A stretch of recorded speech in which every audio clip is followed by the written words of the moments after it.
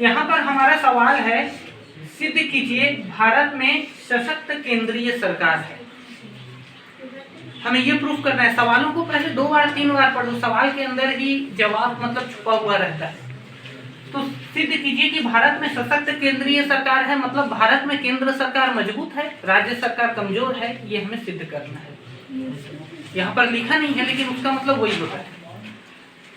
और दूसरा सवाल को कैसे पूछ सकता है कि सिद्ध कीजिए भारत में संघवाद है। संघवाद, ठीक है, संघवाद 2 प्रकार का होता है। अंग्रेजी में इसका मतलब यूनियन और फेडरेशन। यहाँ पर जो हम संघवाद का मतलब समझ रहे हैं, यहाँ देखिए संघ का मतलब क्या होता है, 2 जगह यूज होता है। एक संघवाद के लिए संघ शब्द का यूज होता है, एक राज्यों का एक संघ के लिए।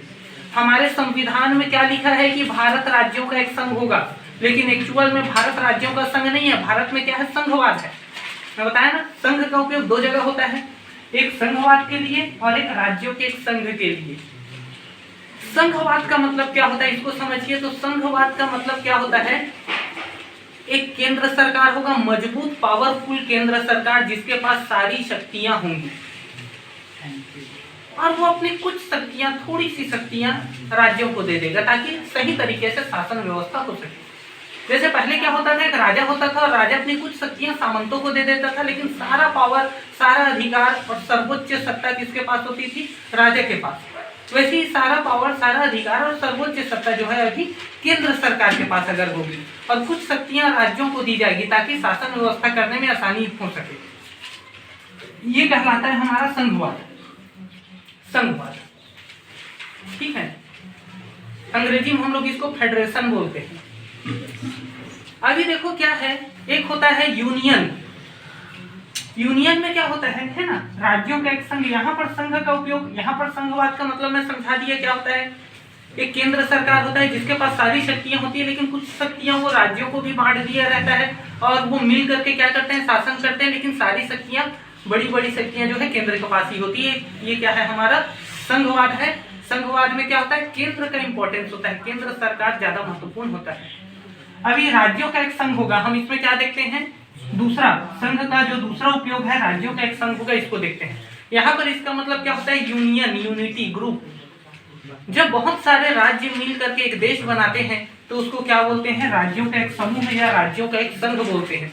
तो भाई देश को किसने बनाया, राष्ट्र को किसने बनाया, राज्यों ने मिल करके बनाया। तो पावर किसके पास होगा, राज्यों के पास होगा। अगर हम ये कहते हैं कि भारत राज्यों का एक संघ है तो राज्यों को ज्यादा पावर, और अगर हम ये बोलते हैं कि भारत में संघवाद व्यवस्था है तो केंद्र को ज्यादा पावर होगा। लेकिन हमारे संविधान में क्या कहा गया है कि भारत राज्यों का एक संघ है। भारत राज्यों का एक संघ है कहने का मतलब क्या है, जनता जिसको चुनेगी है ना अपने राज्य के लिए, राज्य सरकार को, वही राज्य सरकार के पास सबसे बड़ी शक्ति होगी। केंद्र सरकार तो बस गाइडलाइन का काम करेगा एक जगह बैठ करके। हमारे संविधान में क्या कहा है कि भारत राज्यों का एक संघ होगा। लेकिन देखिए यहाँ पर इंडियन कॉन्स्टिट्यूशन के भाग 9 में अनुच्छेद 245 से 255 के बीच में है ना संघ और राज्य के बीच संबंध को बताया गया है।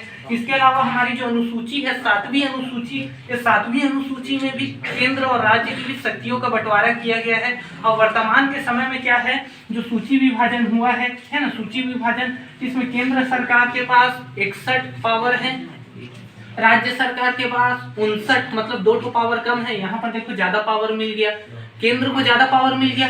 इसके अलावा कुछ पावर केंद्र को भी है, राज्य को भी है, दोनों जने कानून बना सकते हैं। कुछ पावर ऐसे हैं जैसे कि प्रदूषण के ऊपर बनाना है या शिक्षा के ऊपर बनाना है। कुछ पावर ऐसे हैं जिसके ऊपर केंद्र सरकार और राज्य सरकार दोनों कानून बना सकते हैं, लेकिन टकराव की स्थिति में केंद्र सरकार के बनाए कानून को महत्व दिया जाएगा। तो कहने का मतलब क्या है कि अगर समवर्ती सूची है ना, एक होता है संघ सूची 61 विषय जिसमें केवल केंद्र कानून बनाएगा, एक होता है राज्य सूची 59 59 विषय जिसमें केवल राज्य कानून बनाएगा, एक होता है समवर्ती सूची 52 विषय जिसमें केंद्र और राज्य दोनों जने कानून बनाएंगे।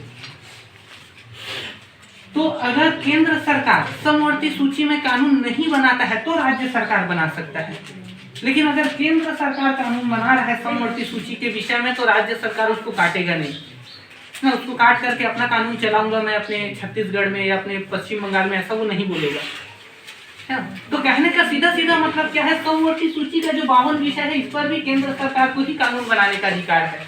मतलब 61 और 52 कितना हो जाएगा हमारा 113।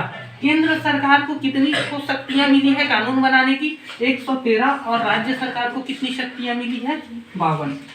सीधी से यहाँ पर सीधा सीधा अपने को देखने से पता चल रहा है कि केंद्र सरकार के पास ज्यादा शक्ति है और केंद्र सरकार के पास अगर पावर ज्यादा है तो हम इसको राज्यों का एक संघ नहीं बोलेंगे बल्कि संघवाद बोलेंगे, संघवाद। अब यहाँ से ये सिद्ध होता है कि भारत में एक सशक्त केंद्रीय सरकार है। भले संविधान में लिखा है भारत राज्यों का एक संघ होगा, खैर वो अलग बात है, लेकिन एक्चुअल में वर्तमान में देखें हम तो भारत क्या है, सशक्त केंद्रीय सरकार है भारत में और भारत में संघवाद है, क्योंकि केंद्र सरकार के पास ज्यादा पावर है। अगर राज्य सरकार के पास ज्यादा पावर होता तो यहाँ संघवाद नहीं होता बल्कि भारत क्या होता, राज्यों का एक संघ होता।